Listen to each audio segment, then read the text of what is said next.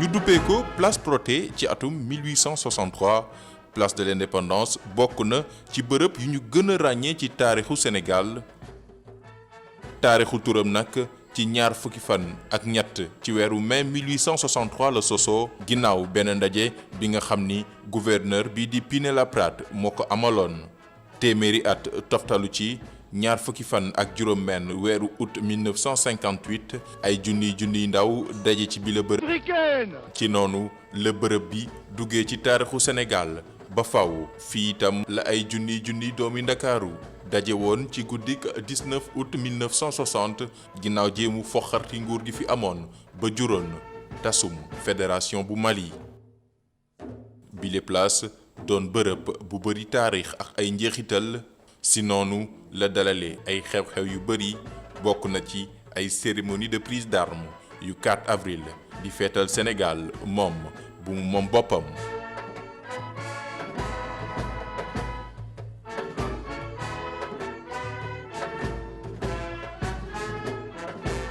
mu nekk ci xolu Ndakaaru ñetti fan ci weeru avril 1960 la ñu ñëwaat duppeewaat ko place de l'indépendance li ni mel ci teewaayu jëwriñ yu bari yu gouvernement Sénégal bu fi nekkoon ak yeneen i délégation yu bawoo woon ca biti réew mu di tur bu wuyu taarixu bërëb bi ndax doon na ñaari yoon bërëb bu dalal ay xew-xew yu am solo ci indépendance bu réewum Sénégal. 1960 ba 2020 juróom benn fukki at ginnaaw bu Sénégal moomee boppam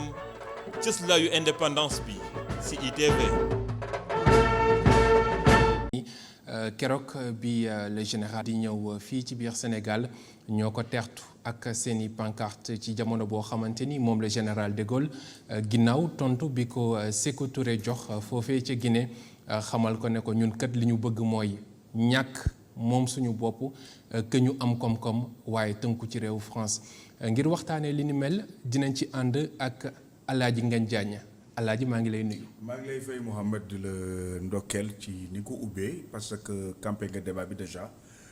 di la ci félicité di wax waaleykum salaam wa rahmatullah. ci noonu itam dinañ ci ànd ak koo xamante ni xam-xamam ci wàllu histoire kenn natableetu ko xam-xamam ci wàllu archiviste kenn natableetu ko xam-xamam ci wàllu documentaliste kenn natableetu ko kooku mooy kan le professeur Mbaye Thiam professeur salaamaaleykum. aleykum salaam Mohamed ñu ngi lay nuyu di la sargal di nuyu sama kilifa yi ma taseel ci plateau bi tey nga xam ne ku ci nekk seq naa ak moom ci sutura ak teraanga loo xam ne lii dafay taxawal seen kilifteef ci man muy sama najaay Assane Masson Diop mii nga xam ne ci liggéey ci àddina comme ci sport dama bokk ci ñi mu yar sama najaay Baro Diène mii nga xam ne maa ngi koy xoolee sama najaay Medoune Diène sama yaay Aram Diène muy mbokk di kilifa Alaaji Ngagne nag moom sama wëllëre la sama genn wàll la yàlla nañu yàlla defal ci waxtaan wi ñu génn ci loo xam ne lii dina yokk askan wi. ci noonu la ñuy dalalee kenn ci koo xamante ni buñ doon seet tey jii nii li nga xamante ni moom moo xewoon ñaar fukki fan ak juróom-benn ci weeru août ci atum 1958 moom bay na ci waaram bu baax a baax donte boobu xale la waaye def na ci loo xamante ni tey am na ci yenn pancarte yoo xamante ni bu ñu sukkandikoo ci suñuy gëstu ci moom la nekkoon ci biir këram. tey moom moo jiite li nga xamante ni mooy association bi ëmb ñi teewoon yooyu les pancartes kooku mooy kan moo di suñu papa Amadou Baro Diène di président bu association des porteurs de pancartes ñu ngi lay nuyu di la dal. salaamaaleykum. Duma président de l'association de porteurs de pancartes je suis secrétaire à l'organisation. monsieur Ngirane Ndoye mooy président bi nga xam ne Mbaye Jacques génn na àddina Assane Masson bi moom mooy secrétaire général waaw secrétaire à l'organisation waaw ñu ngi lay dalal bu baax Amadou Baro Diène comme ni nga ko waxee Assane Masson Diop moom mooy secrétaire général bu association des porteurs de pancarte ñu ngi lay nuyu te di la dalal. jërëjëf maa ngi leen di sant kontaan ci jotaay bi ak surtout ñi ma ko seqal. Baro moom teggi naa ko teg ko fële parce que sama mbokk la sama àndandoo la ñoo bokk mbir mi mais Mbaye Thiam comme ni mu ko fàttalee ba fàttali ko lenn loo xam ne ñun ci la ñu tënku dañu am benn docteur parce que dañu créer association du troisième âge des volontaires du troisième âge am benn docteur bu ñu ne bu ngeen buggee nekk màgget ñu am solo il faut rester actif il faut rester actif pour bien vieillir donc ku mel ni Mbaye Thiam nga xam ne altine bu nekk ak àjjuma ñu nekk lu mu mënti def bu 8h30 9h passé buy door foog ma bàyyi lépp déglu ko parce que njariñ rek laa ciy jële donc maa ngi koy gërëm ngañ nag moom tam ci lépp lu jëm ci communication ak yeete lu am solo ci moom ci béy laajtam donc ñu kontaan ci invitation bi ñëw ànd ak ñu mel ni ñoom pour waxtaan ci ñi nga xam ne moom ngeen a nas ñu war cee mën a wax tuuti. léegi dañoo xool reportage bi nga xamante ni Amagor Robert Niang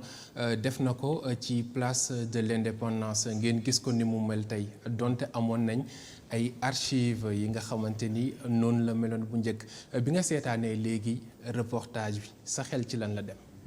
bi ma ko seetaanee reportage bi suma xel dafa dellu ci 60 ans après parce que 1958 j'avais 20 ans presque bu ma yeboo ma ne ñoom association bi maa ci gën a nekk ndaw te léegi am naa 82 ans mais bés lu boo xam ne bés bu màgg la parce que man li ma ci boole dëgg mooy Amadou Racine Ndiaye moo nekk secrétaire à l'organisation du MJPS dama daan dem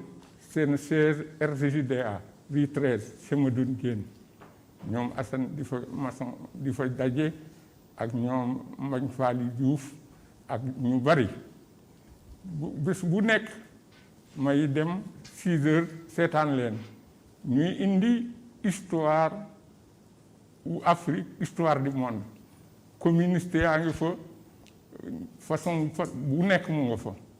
mais li ma ci daan jële jàng ci xaleel mooy dañu bëggoon moom seen réew fas am takku fasu parce que UPS parti socialiste bi ma nekk mu doon UPS temps boobu am na yeneen parti yu ci bokkoon ay PAE nga woon ñoom Diouf Mañ Faali ay UGTAN ak Alioune Sylla ay syndicalistes yu bari ak étudiants ak waa finance boobu Ousmane Camara bi nekkoon procureur muy nekkoon étudiant ñoom ñoo daan amee parole bi di wax bi ma fay dem toujours benn bés le 25 août 1958 Amadou Racine Ndiaye ñëw suma kër rue 17 angle 18 ci El Hadji Elie Diène fekk ma fa mu ne ma dama bëgg ñu dénk la pancarte yi jëm ci nga xam ne dañuy teeru suba de Gaulle sur le boulevard sur wetu armeel yi après ngoon gi ñu dem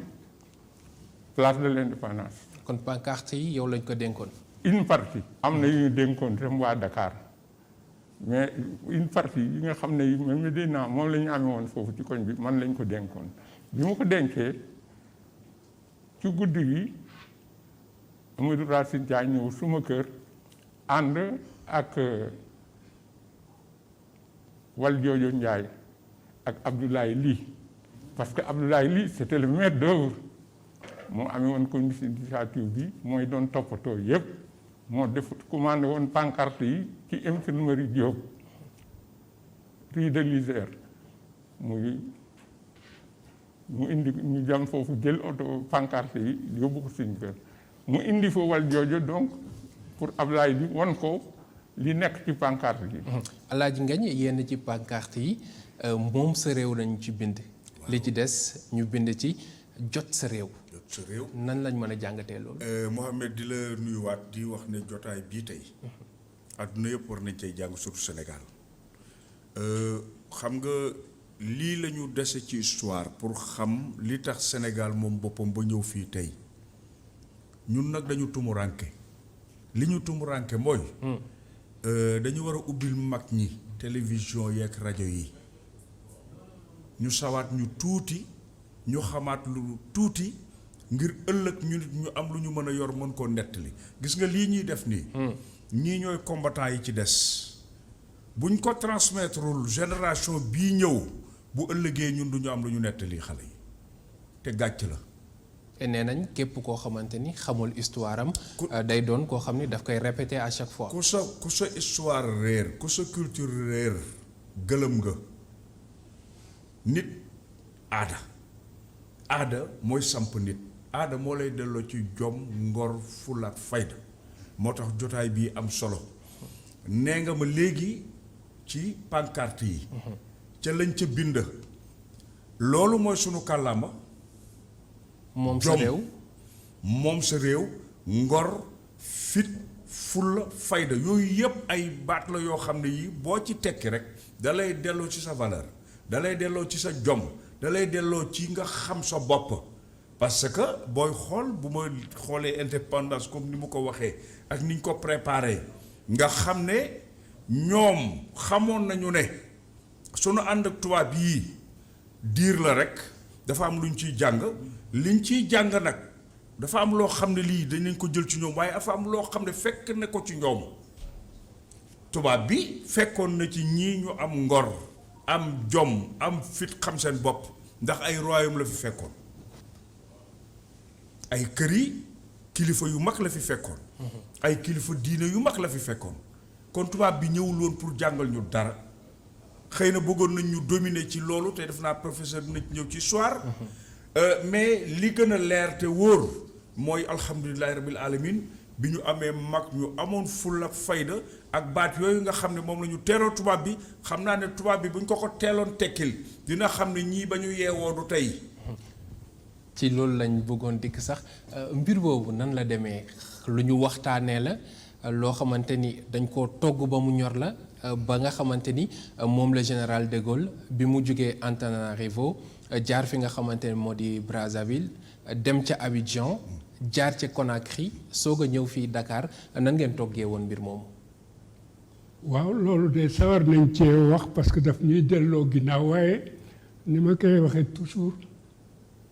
26 août mën nañu considérer ne njortu histoire bu nga xam ni depuis loolu rek naa ne Mbaye Thiam mi nga xam ne moom ci wàll boobu moo ko gën a miin ci man depuis après la deuxième guerre mondiale anciens combattants sénégalais yi jógee woon bitim réew am nu ñu gisoon ba ñu ñëwee dañu am neneen nu ñu tërale seen doxalin ak seen réew ci la ñu commencé créer les organisations li ñu tuddee tey jii société civile bu ma jëlee lu ñu tuddee conseil de la jeunesse ñoom Youssou Diop ñoom comment il s'appelle encore ñoom ñoo commencé sos kuréel yoo xam ni même buñ ko fësalul woon dès le départ seen xel nekkoon na ci li ñu jóge woon ci deuxième guerre mondiale ñëw ci seen réew moo di fexe ba jot seen bopp moom seen bopp mooy lim ngañ rappelé léegi slogan yooyu du woon rek wax pour ñoom dañ ko doon jëfe parce que ñun boobu sax ñoo doon seen rakk topp seen ginnaaw li Baro wax fii ñu fekk yenn fii parce que booba temps bay ci am ñàkkul mu dellu si ci nit ñi daawuñu woon rek dajaloo noonu wala mbootaay wala déedéet ñun bañ daan topp mag ñooñu dafa am lu ñu daan jàngal dafa am lu ñu daan doxale ñu ciy roy moo di li nga fàttali ngañ am jom xam loo bëgg am li nga xam ne moom nga bëggal sa réew donc ñooñu commencé sos ci lu mel noonu nga fàttali leen na aussi parce que ci la bokk parce que man je me souviens bu nekkee lycée wala leen professeur yenn yi surtout professeur d'histoire maa ngi ci tudd kenn muy Jacques Janvier parce que moo ma gën a marqué ba ma nekkee 4e au lycée Vannes daf ma jëloon comme doomam di ma sos ci yenn yi di ma jox sax ay téere ay livres di ma jàngal histoire réelle par rapport administration coloniale ni mu daan doxee yooyu yëpp nag mooy togg bi nga xam ne bi ñu demee ba à partir de 50 surtout 56 57 jëm ci loi cadre organisation yi nga xam ni moom nañ fi tëraloon depuis 55 surtout mais 56 57 kuréel yooyu conseil de la jeunesse les jeunesses de l'UGTAN avant d'être des jeunes de l'UGTAN CGT la ñu woon ak ci yooyu lañu sukkandiku ba préparer arrivée générale de Gaulle fekk na yooyu bu ñu doon togg ma ne yooyu togg nañu ko woon ba mu presque mu xaw a ñor ci la Ablaye Ly am na ko fàttali léegi ci jiite kuréel ñu tudde woon comité de lutte pour l'indépendance sukkandiku ci comme tudd naa Ablaye Ly ma tudd FEAF parce que les étudiants aussi seen wàll comme IGAO fii ci Sénégal am na luñ ci dox luñ ci am laajte boo xam ni préparé na 26 août bi donc pour dellu si ci li nga wax lu am solo la 26 août du mën a terminaison la mais mën naa ne étape bu am importance la ci li nga xam ni moo préparé li nga xam ne mooy indépendance bi après mais donc pour dire que 26 août bi dañ koy waajal ba ci gën a am solo moo donc ce comité de lutte bi nga xam ne Ablaye Ly moo ko présidé woon et qui réunissait donc toutes les forces vives je me souviens les soirs après 18 heures avenue Malick Sy au-dessus de lii nekk pharmacie tey ci kaw foofu la Ablaye Ly dëkkoon foofu la comité boobu daan daje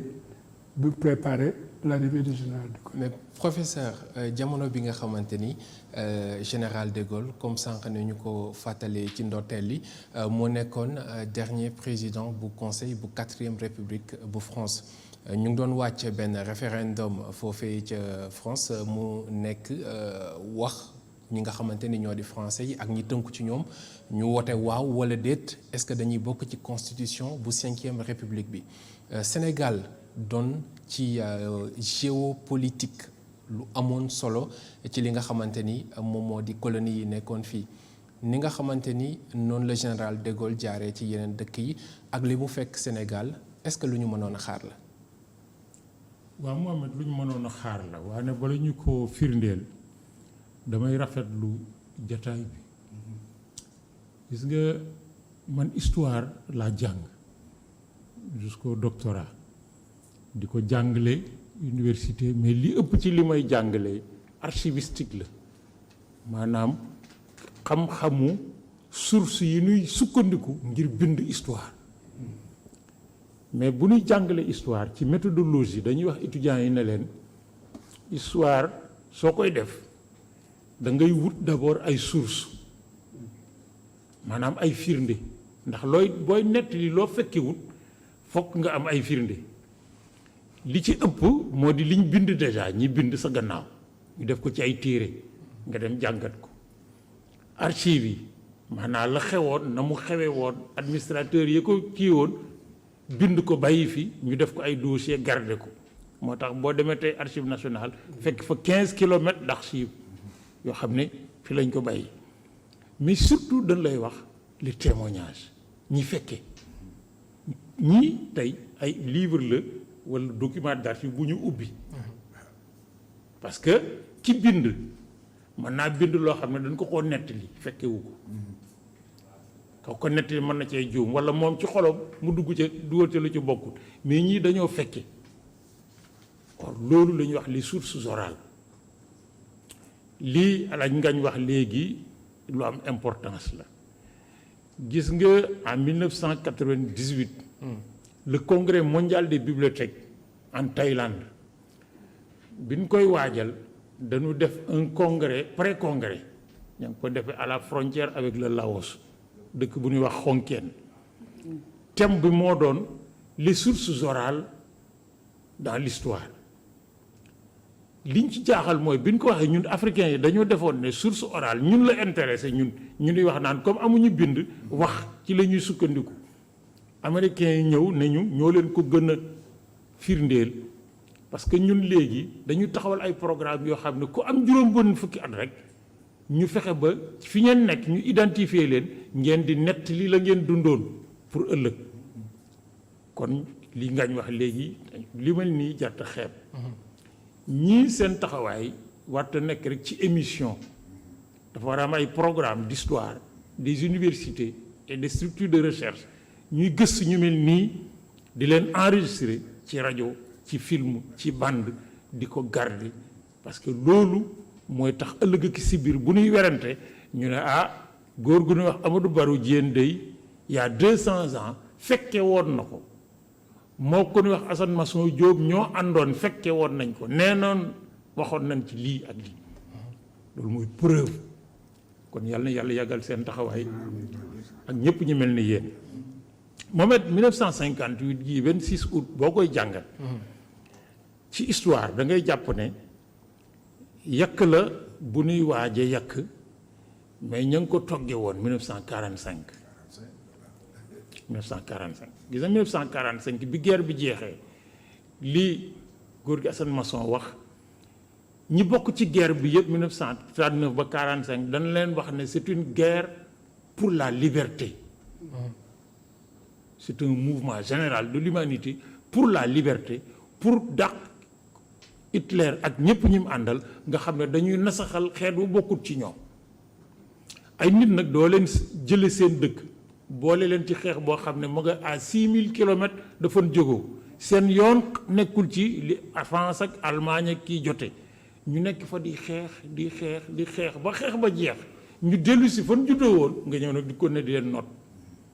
donc bi ñu jógee 1945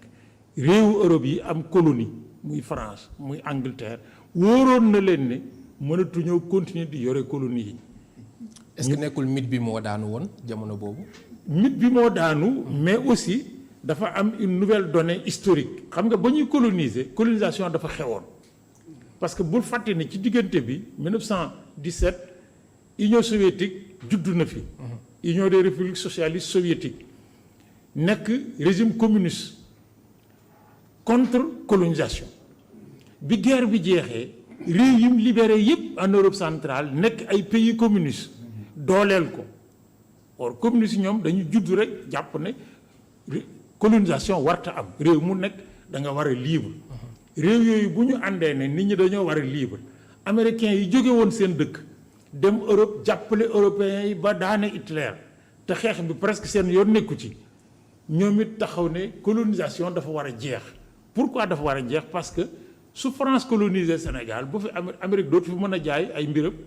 mais bu Sénégal libre mën a jënd ci France jënd ci Amérique jënd ci keneen donc le système colonial en question moom la ñu interpellé à partir de 1945 or ci diggante bi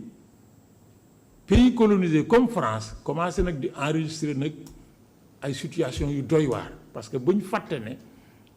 dès les années 55 la Algériens yi commencé di ruumandaat Maroc Tunisie ci diggante bi guerre Indochine bi déclaré fi France enregistré ci défaite bi gën a rëy ci seen histoire coloniale muy Dien Phu ñu xam ne nag lii raam ci ñag bi la jëm ñu ne kon nañu fexe ba réew yi nga xam ne not nañ leen te soxla leen parce que li ëpp ci suñ développement fa leen koy jëlee buñ leen mënta libéré it nañ yolomal buum gi c'est la question de la loi cadre de 1956. L'autonomie interne. ñu taxawal gouvernement interne yoo xam ne fukki nit lay doon juróom yi assemblée territoriale bi moo koy nommé ñeent ñi wala juróom yenn yi gouverneur général nommé leen ñuy taxawal ci biir gouvernement France ay africains le gouvernement bi ñu nommé Defferre ministre chargé des colonies mais ministre bi ñu ci toppal c'était Houphouët-Boigny bu Côte d'Ivoire. Senghor dugg comme secrétaire d'État ñuy seet fan la ñuy jaar ba yolomal buum gi ba suñ mënta ñàkk léppit ñu am loo xam ne lii dañ ko am or dafa am loo xam ne lii nag Mohamed képp kuy jàngat colonisation française en Afrique boo ko déparé wut sa xam-xam dina des moo di Sénégal moo doon laboratoire u système colonial français c'est-à-dire lépp lu France di coloniser feneen fii lañ koy toggee ba mu ñor ñu ñam bu neexee ñu dooru yóbbu feneen bu naqaree ñu sotti.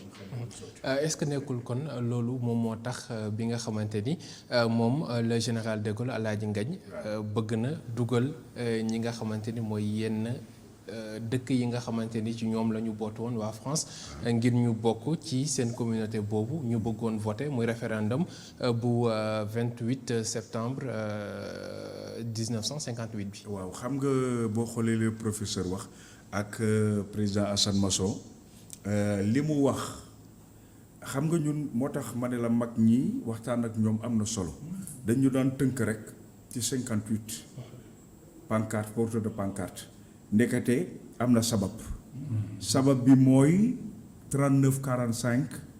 bi ñu frottantee ànd ak ñoom ñu saalit ñu xam ne ñii àttanuñu seen bopp ku àttanul sa bopp mënoo ñoo àttan France dañ leen cee génne boobu suñu mag ñi génne leen ci la ñu am confiance ne ñoom war nañu mën a ànd ak seen bopp nag sabab bi mooy 39 45 am na loo xam ne ñoom duñ ko bind am na ñoo xam ne loo xam ne duñ ko feeñal parce que dañ ciy tuuti loolu historien yi xam nañ ko te tubaab bi duñ ko fësal mooy bi leen mag ñi di génn ci coono 39 45 ci la ñu xam ne nag président Assane Masson wax na ko ci la mag ñi ñëw nag ne nañu waajal suñu bopp ndax ñii ñu àndaloon fa nga xam ne ay góor rekk fa ne doon xeex am na dégg nañ fa xam nañ fa jàng nañ ci ñoom loo xam ne lii bu ëllëgee du ñu àttan looloo indi ñu waajal comité boobu nga xam ne ñoom tegoon nañ ko pour l'indépendance de Gaulle booy xool ci même confédération du Mali bi gis nga xam naa di nga ci ñëw waaye dafa am lu ma ciy coppati rek xam nga galgal yi moo ko Houphouët-Boigny parce que dañu xool entre Senghor ak Houphouët-Boigny président Mbaye Thiam wax président professeur Mbaye Thiam wax na ko lépp lu ñu essayé Sénégal bu jàllee rek dagan na ci ñeneen parce que Sénégal ak intelligence bi ñu am Sénégal ak mag ñi ñu amoon ak ni ñu amoon compréhension ak xam li leen di indi lan la bu ñu waree wax maa bañ dañ la koy wax bu ñu waree wii dañ la koy wii bu ko defee nag bu naqaree fii rek dañ naan nañ ko bàyyi ndax dëkk bu ko bëgg dugg bu ci Sénégal àndul doo dem loolu day wane sunu valeur yu mag yi Sénégal ci seen taxawaay à travers le monde avant l'indépendance seen taxawaay à travers Afrique bi nga xam ne ñoo ko sos bi nga xam ne mooy li nga wax léegi booy xool diggante De Gaulle ak Sénégal wax nga ko bi muy jaar Guinée dafa saalit la fa jëlee képpi bi fa la ko fàtte képpi bi muy sol moo la ko fàtte ndax Sékou Touré da ko sauvé ba muy génn saal bi dafa fàtte képpi ba bi muy ñëw Sénégal solul képpi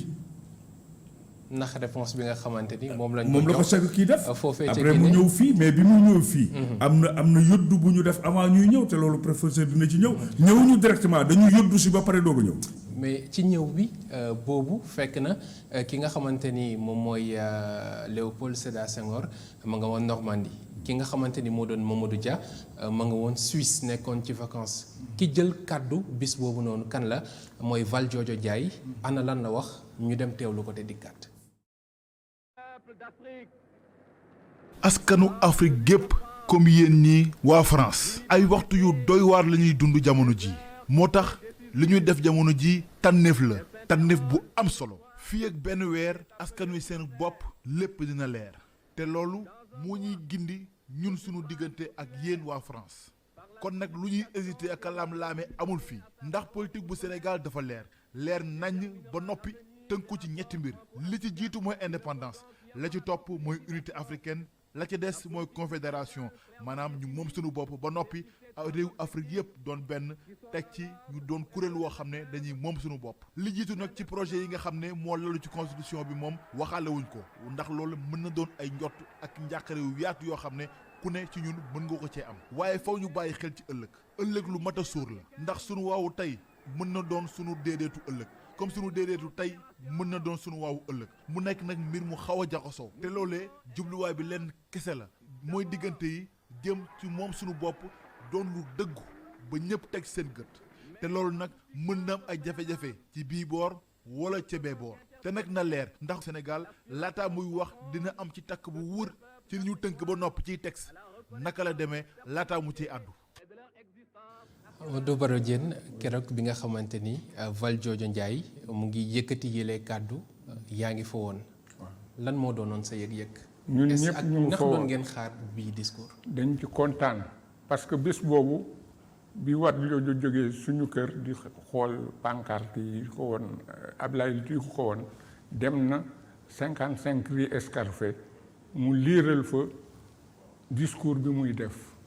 ñoom Mbaye Jacques Diop ñoo fa nekkoon MJPS mu liiral leen discours bi donc ba ñu fanaanee guddi boobu ba bët set volonté bi ñu amoon dafa fort parce que ci guddi boobu danaa la fàttali aussi jigéen ñi am nañ ci part parce que man suma yaay bi ma jur dafa yónnee di ma wóor reer ma dem ma ne ko mu ne ma bi ñu ñëwee di la wóor reer dañ ñun sa kër dañ fa fekk ay gan te ku ñooñu ñu kilifa lan la ma ne ñoom Valdiodio ak kii def discours bi suba ak Abdoulaye Ly ñoo fi ñëw Abdoulaye Ly aussi foog ma entreprendre dara parce que bi ñu demee di ko seeti këram man ak Mbaye Jacques ak Amadou Racine Ndiaye nee nañu booba retraité na toog këram ñu dem di ko seeti mu ne leen maa ngi leen di témoigner la Mamadou Dia li may doon def yépp mu ngi ci ànd ak man mais dafa worobal Senghor Mamadou Dia dafa absenté woon parce que bëtam dafa doon metti ñu yóbbu ko France mais mu ngi doon suivre nee na événement yi muy def li ñu am fii yépp mais guddi boobu li ma la ciy wax ci jigéen ñi ñun am nañu ay jigéen yoo xam ne man sax naruma woon ñëw tey parce que bi ngeen menee seen plateau ñaari nit ñoo fi ñëw dama ne nañu indi Assane Masson ak Adja Awa Gueye mais moom dafa feebar tey mu ne dafa yeewu di feebar ñu koy ñaanal yàlla na am mais bi ñu guddi boobu bi ma suma yaay waxee loolu ma ne ko ñii dañ fi ñëw parce que dañ ma dénk ay pancarte mu ne ma pancarte mooy lan ma ne ko mooy yi ñuy teeroo di wax li ñu bëgg bu déggool ñëwee mu ne kon nag na nga ko indi suma néeg ma ne ko yaay dafa bari mu ne ma noonu yéen a ngi attaaya foofu ba bët set waxal sa xarit yi ngeen jàppale ko indi ko ñu def ko yóbbu ko suma néegu yaay mais vers 1h du matin ñetti jupe taxaw fa ay tubaab nekk ci ak yooyu ñu ne wuyee monsieur Baro Diène ma ne leen je suis là ñu ne ma veuillez rentrer chez vous on va regarder ñu dugg ci néeg bi xool gisuñu dara ñu ne mais ici y a rien on nous a induit en erreur. fekk ne boobu mu ngi sa néegu. mu ngi sa néegu yaay waaw man dama ko jëlee suma néeg yóbbu ko suma néegu yaay. kon mu mel ni jigéen ñi joué nañ rôle bu am importance ci événement boobu nga xamante ni xewoon na ñaar fukki fan ak juróom-benn ci weeru août 1958. waaw loolu la dañuy firnde yi ci mën a joxe rek ñetti tur la. Rose Bass Ndumbe Fatou Diop ñett ñooñu mënuñ nañ ne ñoo doon suñuy gaynde góor. Rose Bass bi ñuy def parce que événement yi précédé bés bi ñu doon def jóge Caaroy di revendiquer pour événement yu Caaroy yi fi am boole ci jamono yooyu dañu doon tere am passeport bu ñu def dañu daan jox passeport mais sans autorisation d'aller dans les pays de l'Est donc ñaar yooyu la ñu boole woon bay def défilé ba bi ñu ñëwee polyclinique tey ba léegi d'ailleurs polyclinique moo fi nekk ñu dajeeg gendarme yi parce que bu leen fàtte ne fii sa xawru bi nekk léegi maison des jeunes foofu la nekkoon ak siège du conseil de la jeunesse d'Afrique et conseil de la jeunesse du Sénégal donc ci gendarme yi bloqué ñu ci carrefour poste bi ñu boobu Rose Bass ak Cumbe Samb ak kii Fatou ñoom ñoo mobiliser nit ñi ñu ñuy indil ndox ci défilé bi Grand Diop ci bés boobu la bi ñu sànnee bombe lacrymogène mu sëgg di ko for bombe lacrymogène bi kii éclaté ci loxo yi ba bu ngeen ñi ko xamoon à la fin de sa vie musicien et tout dafa amoon benn doigt bu dagg ci foofu la ko jële woon li ci des mooy jigéen ñi mu doon wax ñoom ñoo nekkoon suñu wet mais ñoo doon approvisionné surtout pour ce qui était la lutte contre les gaz lacrymogènes kon mooy cëru jigéen ñi indépendamment d'autres choses parce que ku mel ne Cumbe Samb képp kuy nekk homme de gauche yaakaar naa ne xam nga ko dégg nga ko ak jëkkëram Mbaye Paye bien sûr ak professeur mu doon rôle bu am solo boo xamante ni jigéen ñi joué nañ ko ci bis boobu nga xamante ni amoon na tax ba li nga xamante ni moo di ñaar fukki fan ak juróom-ñett ci weeru septembre bi ñu defee référendum bi Sénégal ca la jaare mën nañ ko wax professeur moom boppam ba ñu daal di sos li nga xamante ni moo di fédération du Mali. Professeur fédération du Mali boobu noonu ci diggante Sénégal ak Mali Modibo boobu mu ngi ñu ngi koy woowee woon Soudan française tey boobu àndandoo bu Sénégal ak Mali nan lañ ko mën a jàngatee ci jamono boobu mais aussi ak ci li nga xamante ni moo xew tey. waaw loolu de waxtaan nañ ci bërki démb ma wax leen ne gis nga lii xew tey ci Mali. CEDEAO réew yi bokk Afrique sowu jant ñëpp jóg ñu wut solution dama ne la Sénégal moo ci ëpp njariñ ci bu Mali amee jàmm moo ciy gën a sonn bu Mali amul jàmm xam nga Nigéria amul frontière ak Mali amul Togo amul frontière ak Mali ñun ñoo am frontière ak Mali ñu bokk loo xam ne muy OMVS organisation pour la mise en valeur du fleuve Sénégal fleuve bi di dex gi di jóge Guinée mais romb ñeenti réew yi mu ëmb yëpp ba ci Mauritanie ñu def bu ñuy def échange ci biir CEDEAO ñaar fukki dërëm yu ñu jaay ñun fukki ak juróom-benn Mali lañ ko jaay wala ñu jënde ko ba pare mais loolu sax taxul ñu bokk ak Mali dama la wax ba dem ne le sunu ànd ak Mali mi ngi départ ci empire du Mali ba ci empire du Jolof avant yii di xew parce que wax naa la keroog ne la soo romboo diggante Fatick ba baa ngay agsi Diamniadio am na ay peuplement bambara yu fi nekk nga xam ne ay dëkk la yoo xam ne dëkki bambara la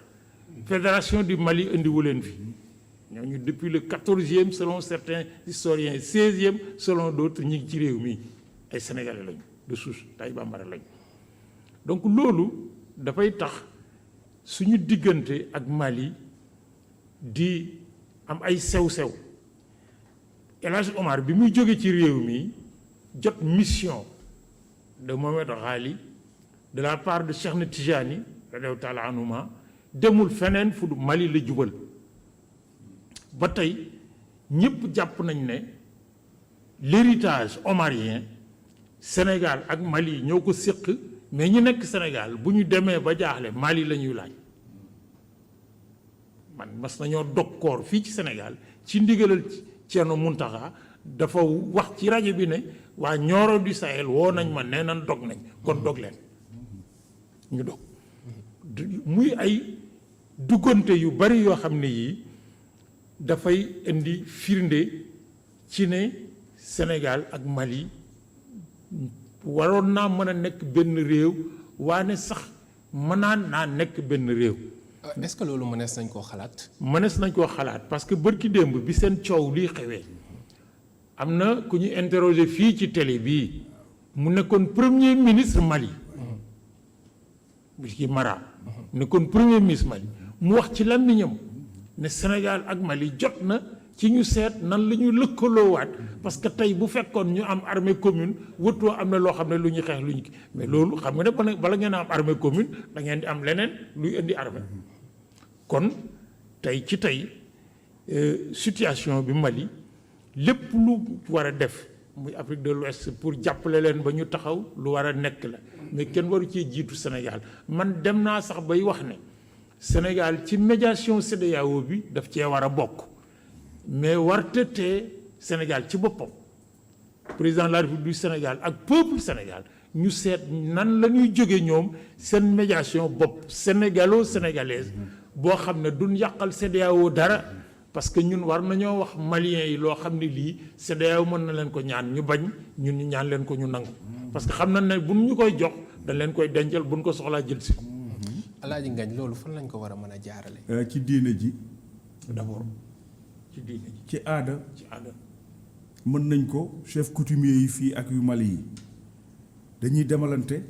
xamante nañu diine ji fii dañuy demalante njabootu taal ca Mali dañ fa am doole murit yi noonu tijaan yi waa yeneen taraxa yi noonu xeet bi ñuy wax bambara tey boo doon wut seen capital fii Sénégal fan ngay dem Thiès ngay dem Thiès ngay dem yàgg nga dégg ñu ne la Jóob mooy Njaay nangam Géey mooy Sissoko loolu yëpp professeur dina ko toj nga xam ne wax na dëgg CEDEAO ñoom pour ñu àtte Mali dafa am sentiment yu dul daw seen biir moo tax président CEDEAO bi wax na mu waxee nañu toll rek la waxee waaye ka war a wax ba mu waxee gis nga la mu wax parce que kii mujj a wax muy président de la République Macky Sall boppam la teg foofu xeetam la teg foofu deretam la teg foofu jaxasoo bi ñu jaxasoo la teg foofu ñun ñii ñëpp jaxasoo na noo ko soo demee tey am na benn cité bu nekk booru port ci booru port bi presque ñu daan jàngee ay Clémenceau ay yu mel noonu ay Kléber ak yooyu am nañu ay collègues yoo xam ne ay maliens la ñu woon te gaar bi dafa amoon lu mu doon jouer lu bari ci métissage brassage bi dañ ci daan jël ay soxna am na ñoo xam ne seen soxna ñi ngi daje ak ñoom ca marché gaar ba xamante ba am ci ay njaboot ñi ngi fii tey professeur wax na ko ni ñu mel ak Mali CEDEAO bi yëpp kenn mënu ko ak Mali moo tax gis nga président Macky Sall ni mu waxee ni ñu ko rafetloo xam nga ni mu waxee xam nga ñu ànduñu ci waaye rafetaay baa tax mënuñoo wax parce que na mu ko waxee mooy dafa jël boppam def ko biir Mali kon ñun war nañu jóg suñu jógu bopp jóg boo xam ne ci kilifa diine yi kilifa aada yi ak historien yi ka gën a la jël Mali lan la ñan la du imaam ab imaam du moo leen gën a moo commencé xeex ba imaam boobu am na yoon woo xam ne bii président Macky Sall bi muy dem am na ñu mu yóbbu ñooñu war leen woon yóbbu dafa waroon yóbbu naatangoo imaam moom yu mel noonu la waroon àndal fii dem ñu wax ak ñoom ci lay gënoon ci la doon gën a gaawe sax ngir waxtaan bi gën a ñoŋ mooy fàttali ñi nga xamante ne ñoo ñuy teewlu jamono ji aussi ci iRadio que ni yéen a ngi ci seen édition spéciale bi ñu jagleel lii di 26 août di xew-xew yi amoon ci atum 1958 ak porteur de pancarte yi tey ñuy am mbégte di dalal ki nga xamante ni moom mooy Alaaji Amadou Barrow Diène nga xamante ni moom bokk na ci ñi teewe woon bés boobu malheureusement li nga xamante ni moo di temps bi moo ñu xoj mais tey jii bu ñu doon laaj ci héritage bi des ci porteur pancarte yi lan lay doon. waaw héritage bi dana sori parce que ñun formation bi ñu am dañu daan déglu boroom xam-xam yi di déglu ñu nu mag am na benn mot bu xew léegi bu ñuy wax agir penser ou penser agir Amadou Kassé professeur Kassé génne ko mais 1956 laa dégg ci professeur Amadou Samb bu El Hadji Malick Samb muy wax il faut penser son action et agir sa pensée. J'ai retenu ça. dégg nga donc formation yi ñu daan am ñun xale yi yu démb yi ñun loolu lañ bëgg jox xale yi lu tey yi dañu bëgg ñu yaru ñu agir seen pensée penser leur action avant d'agir. loolu la ñu bëgg parce que li tax ñu bëgg ko léegi xale yi boo leen gisee li ñuy def baax na trop mais li ñuy yàq moo ko ëpp. li ñuy yàq moo ko ëpp. te dañu war a déglu mag ñi du ñu dégloo daañu leen won yoon. El Hadji Assane Masson Diop est-ce que association bi mu ngi liggéey ci loolu ngir ñu tëj. waaw loolu moo nekkoon. fàttali ne Mbaye Jacques Diop loolu gën a nekk ba ses soucis moo di comme ni ma ko fàttale woon xaw ma sànq ñun toll nañu foo xam ne yaakaar naa ne comme ni ko tubaab yi di waxee notre avenir est derrière nous mais comme nii nga xam ni moom moo ñu taxay jóg di wax ak yooyu bu doon suñu sago buñ fi jógee valeurs yi nga xam ni moo taxoon ñuy yëngatu dina am ñu koy continuer ci la ñu sosé les compagnons des porteurs de pancarte ñi nga xam ni suñuy rakk lañu suñuy jarbaat lañu suñuy kii yéen ñi nga xam ne yéen a yore kër gi fii tey ci ñi bokk ci ñiy dundal les compagnons des porteurs de pancarte ci ngeen bokk jigéen ñi aussi tudde leen les sentinelles je dis toujours pas les sentinelles de Mbaye Jacques ou de Assane Diop non non les sentinelles des valeurs yi nga xam ni ci la ñu doon sukkandiku ba def li ñu doon def. Très bien. donc ci yoolu la ñu di liggéey doon dajeeg ñoom ba léegi bu doon suñ sago ñuy am ñoom seeni dañ ne woon sax ñoom ñoo ko waxal seen bopp dañuy sos seen kuréelu bopp di am seen programme bopp ba nga xam ni ñun dañuy ànd ak ñoom di leen dimbali donc loolu mooy li ñu xalaatoon di ko jëf di ci liggéey pour justement li nga xam ni li Barrow wax mag ñi nga xam ni ñoo ñu daan sax di ñu won ñun tam ñu war a bàyyi xale yi loo xam ni ñoom tam dinañu mën a continuer demal fayal seen bopp. merci beaucoup mu mel ni kon li duuf ci nag bi yëpp xajul ci cin li comme ni ñu koy waxee li ñu jagleeloon ci waxtu daal dinañu ca egg mu nekkoon édition spéciale comme bi ñu leen wax bi ñu jagleeloon li di porteur de pancarte yi nga xamante ni ci ñaar fukki fan ak juróom-benn ci weeru août atum 1958